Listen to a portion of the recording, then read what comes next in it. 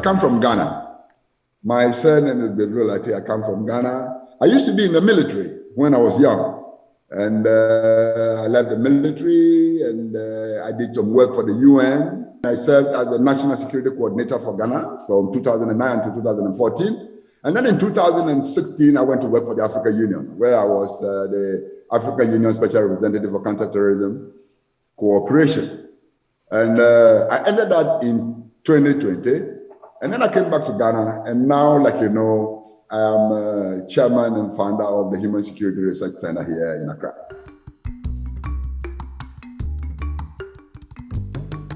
What does prevention of violent extremism mean to you?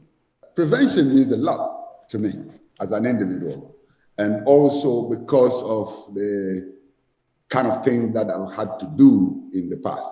But in my position now as somebody who is running a civil society organization, prevention is the key. Prevention is the way to resolving the issues of violent extremism. Initially, there has been that idea of kinetic response, the use of force to respond to the issues of dissent and the issues of extremism and the issues of violent extremism. But coming back to look at it, one begins to realize that there is a need to talk, there is a need to dialogue, there is a need to find the areas of difference, there is a need to find common ground. And when that is done, then you can build social cohesion, you can build tolerance, you can build respect for one another, right down to the local communities. And then you can prevent an explosion. How did you become interested in PVE? First of all, I used to be the National Security Coordinator for Ghana. So in that position, you know, I tried to shape our national security orientation here in Ghana towards prevention. Now, when I left that, I worked for the AU. And, you know, in the AU, I realized that, you know, they had a convention for combating terrorism. But you could see that that did not fit into a prevention concept at all. And I was so lucky that we had, you know, the Federal Department of Foreign Affairs from Switzerland that launched an initiative in West Africa. So I jumped on board. How do you approach prevention of violent extremism in your activity? We run Human Security Research Center as a civil society organization in Ghana. So we are creating a lot of awareness, not only of the civil society, but also of the government structures who are concerned with violent extremism. We have been very instrumental in influencing the shaping of Ghana's framework for the prevention of violent extremism. Now, our major concern is how to help the authorities to implement that framework down to the local community level. In that light also, we do a lot of awareness with the government to, you know, do some decentralization so that there can be power to the people at the community level. Do you have the feeling that this initiative has been useful in raising awareness on prevention? I think that the regional conversations have been one of the most successful initiatives for propagating prevention in the Sahara and the West Africa sub-region. And you see, that has manifested in many of the countries now coming up with their strategies, their frameworks for prevention.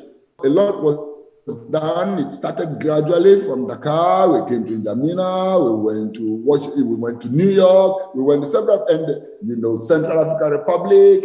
So I think that it has done what it should do. It has covered the space.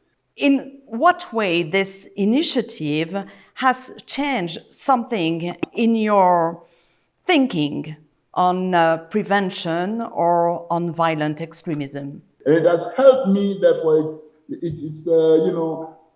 increase my capacity to be able to contribute to what prevention actually means. So when our center was assisting the Ghanaian authorities to write out the framework for prevention of violent extremism, we drew examples from all these other areas that the initiative had helped us to gather knowledge from, and it contributed a great deal to what has been done. For people who visit our website now, they will see that we are now concentrating on conversations. Conversations have become a very important word that we are using every day on our website, and we are finding words that will help people understand that it is important to talk. It is important to dialogue. So to speak about dialogue, which Yes. is at the heart of the initiative of prevention, what kind of dialogue is it about? And with whom? We are advocating dialogue by various players. First of all, we're advocating dialogue between government and government on those issues that they are expressing dissent or they are unhappy about. It is important to identify those issues and arrange dialogue, arrange discussion of those issues with the authorities, whether at the central, the regional, or local level, so that they can discuss and find solutions. It is important also to establish dialogue between the old and the young, so that the youth can be given some space. Why is it important to have a country like Switzerland committed to leading this initiative?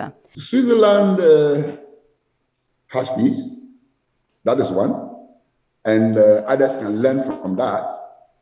And one other unique thing about Switzerland is that Switzerland has a system of decentralization that makes the cantons very powerful in the decision making as to what happens in their local communities. And that is something that Africa needs to learn from. Let's speak about the future of the regional conversation. Could you give me 3 reasons why we should continue this initiative?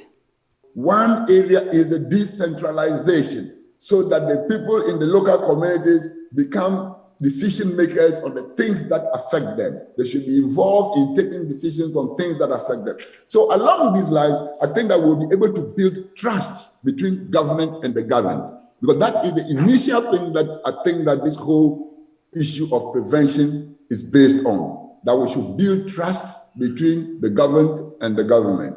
And we haven't reached there. So we need to continue with the prevention effort until we build trust between the government and the government. And also, I think that we need to look at the African Union level and the ECOWAS level. So we need to get ECOWAS and African Union a little more involved in what we are doing, so that at that policy level, we can influence the decisions that they make. Thank you, Larry.